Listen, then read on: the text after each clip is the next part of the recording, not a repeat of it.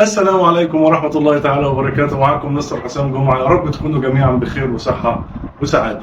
مكملين إن شاء الله محطتنا رقم 5 من رحلتنا إلى كوكب التأسيس. ده الفيديو الجزء الثاني. في الجزء الأول أخذنا عملنا زي مراجعة على الحروف مع حركة الفتحة، وأخذنا الحروف مع حركة الكسرة. عايز بس انبه لحاجه. في المحطه رقم 4 احنا طبعا اخذناها كامله، جزء اول ثاني ثالث، اللي هي الحروف مع الفتحه، كلمات مكونه من 3 احرف طبعا بحركه الفتح، واخذنا كمان جمل مكونه من اكثر من كلمه. انا ممكن بقى اعمل واجب لابني مثلا، او ان انا ادرب ابني ازاي اعمدها. طبعا زي ما احنا متعودين اكتب الكلمه واخلي ابني يكتب الكلمه من اسفل، او حتى نفس الكلام في الجمل اخلي ابني يبدا من اسفل. وانا فهمتكم في فيديو سابق ليه انا ببدا من الاسفل. و ان شاء الله فيديو النهارده نصلي على النبي الأول ونبدأ على طول الجزء الثاني من محطتنا رقم 5. وهناخد بقى إزاي نقرأ كلمات ثلاثية مكونة من حركة الفتح والكسر معا. طيب، أغنية الحركات القصيرة: أفتح فمي مع الفتحة، أبتسم مع الكسرة، أضم شفايفي مع الضمة. جميل. انا بس بفكركم عشان خاطر انا قلت قبل كده الاغنيه دي مهمه جدا جدا. طيب يلا نقرا مع بعض مجموعه من الكلمات المكونه من 3 احرف بحركه الفتح والايه والكسر. هنبدا باول كلمه. طبعا انا مش هقرا، انا بكتب الكلمه عشان نقراها بعد كده ايه مع بعض. طيب ادي اول كلمه. اقراها ازاي؟ احنا اخذنا في المحطه رقم 4 في الجزء الاول ازاي اقرا اول حرفين بايه؟ بطريقه الخطف. حضرتك هنا هتلاقي الالف تحتها ايه؟ كسره، واحنا لسه قايلين ايه؟ الف كسره اي. يبقى انا اتقن قراءه الحروف بحركه الكسر واحفظها زي اسمي، وابدا ادخل على الكلمات عشان طبعا اقدر اقرا. تمام. الف كسره اي، راء فتحه را، يبقى اي را اي را. ها، ميم فتحه ما، ايرا ما ايرا ما. اوعى تمد حبايب قلبي، اوعى المد. ايوه كده. طيب الكلمه رقم 2 كلمه انا مش هقرا طبعا عشان نقرا سوا. يلا سامعكم. يلا يلا يا شباب. نون فتحه نا، ده الكسره دي. يلا اخطف الاثنين مع بعض. نادي. اكون بقى بحضر الحرف الثالث عينيا، بتقرا قبل لساني. يلا نادي ما، نادي ما. تمام. نخش على الكلمه الثالثه، كلمه يلا يا شباب، مين يقرا؟ يلا يا باشمهندسين، دكاتره. يلا عين فتحه ع مي عامي عامي عاملة.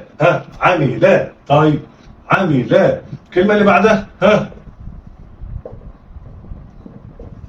يلا ظبط معاك كراستك، قلمك معاك، واكتب. اكتب معايا واقرا. اكتب معايا واقرا، وخلي ماما تمليك او تمليكي بعد الايه؟ بعد الفيديو. طيب يلا قا. جميل. وي. يلا اخطف الاثنين. قوي قوي قوية. قوية. جميل. الكلمة اللي بعدها يلا. أنا عمري ما هبقى شاطر في القراءة إلا بالقراءة الإيه؟ الكثيرة. أنا لازم أقرأ كتير. لازم أقرأ كتير. جميل. أمارس. الممارسة أهم شيء. عشان أتقن القراءة وأبقى شاطر في القراءة لابد من اللي هو إيه؟ تكرار. تكرار سواء كان في القراءة أو في الكتاب. طيب يلا أول حرف و. الحرف الثاني سي. ثاء كسرة ايه؟ سي. جميل. يلا و سي. اخطف و سي. طيب وطبعا هنا ايه حرف الايه؟ قا. يبقى اقول ايه؟ وثقة. وثقة. جميل. نخش على الكلمة اللي بعدها. يلا يا شباب ركزوا معايا. عايزك تطلع من الحصة دي يعني بص امتياز في قراءة الايه؟ الكلمات الثلاثية المكونة من حركة الفتح والكسر. يلا يا شباب، ها لا، ها عي، ايه اخطب، لا عي، ها لا عي، ها لا عيبة، ها شطار، الله يفتح عليكم يا حبايبي، لا عيبة، جميل. يلا الكلمة اللي بعدها، ها ركز معايا كده، يلا عيني بتقرأ قبل لساني، ها العين، يلا قول ايه، ها را، ها را، ماشي، ها كي، يلا اخطف، را كي، ها را كي، يلا راكبة، ها راكبة. فاكرين لما كنت قلت لكم ان الراء بيبقى حرف مفخم في حالتين ورقيق في حالة واحدة؟ مفخم في حالة الايه؟ في حالة الفتح والضم. يبقى احنا اخدنا اهو الفتحة، وانا كنت قلت لكم وقتها احفظها بس كده معايا بالشكل، ولما ناخد الفتحة هبقى اقول لكم عليها. ادي اهو بقول ايه؟ را. شفت الراء هنا تخنت ازاي؟ مفخم اهو، را. طيب اما مع الكسر بيكون مرقق. لما ناخد دلوقتي كلمه فيها حرف راء مكسور هتشوف وهتسمع بنفسك. ها را، راكبه. طيب يلا الكلمه اللي بعدها هقول ايه؟ يلا يا شباب، يلا ها مين يقرا؟ يلا مش مهندسه، ها سماعين انتوا ايه؟ الله يفتح عليكي. ها سا خي، ساخي، ها ساخيره، ها ساخيره، ساخيره، اوعى تمد. طيب لسه ما خلصتش، يلا لسه شويه كلمات كمان، يبقى انا لازم اقرا كتير عشان ابقى ايه؟ ها عشان اتقن القراءه بتاعتي وابقى شاطر في القراءه الممارسه. يلا لا، ها قي، يلا اخطف، لقي، ها يا فتحه، يا لقي، يا جميل، لقي، يا. يلا الكلمه اللي بعدها، ها يلا يا شباب، ها غا، جميل، حرف تخين، ضي، يلا اخطب، غاضي، غاضي، غاضي با، ها غاضي با، الله يفتح عليكم يا حبايبي. الكلمه اللي بعدها، ها يلا اهو حطيت لك التشكيل، هتقول ايه؟ ها ضحي، يلا اخطف، ضحي، ها معاك بقى ايه؟ كا، يبقى قول ايه؟ ضحي كا، جميل، ضحي كا، تمام كده. طيب ناخد كمان ايه؟ 3 كلمات عشان برضو اللي مش مركز يركز معايا.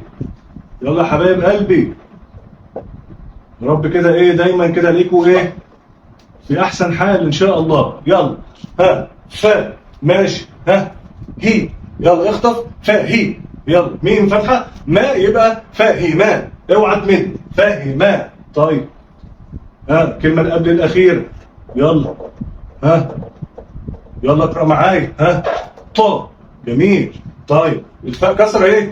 في، يبقى اخطف الاثنين مع بعض ايه؟ طا في، جميل. يلا عندك بقى القاء يبقى طا في قا، ها طا في قا، جميل. اخر كلمه وهي كلمه ايه؟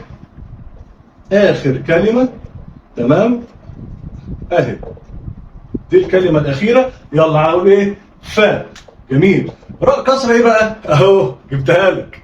مش احنا قلنا الراء مفخم في حالتين، حالة الفتح والضم، ومرقق في حالة واحدة وهي الكسر، فبقول ايه؟ فري. شفت اهو حرف ايه؟ رقيق. لكن احنا هنا قلنا ايه؟ راء. شفت ايه؟ ها ركزت كده، خدت بالك من الحتة دي؟ خدت بالك حبيبة قلبي من الحتة دي؟ جميل. يبقى اقول ايه؟ فري، اهو صوته رقيق في الايه؟ في الري.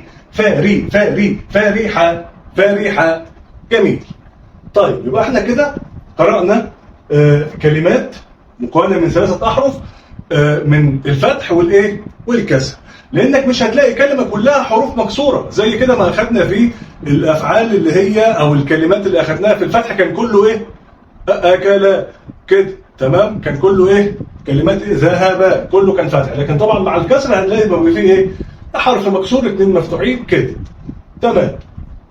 يلا ان شاء الله هكمل بقى معاكم الجزء الثالث والاخير وهي قراءة الجمل.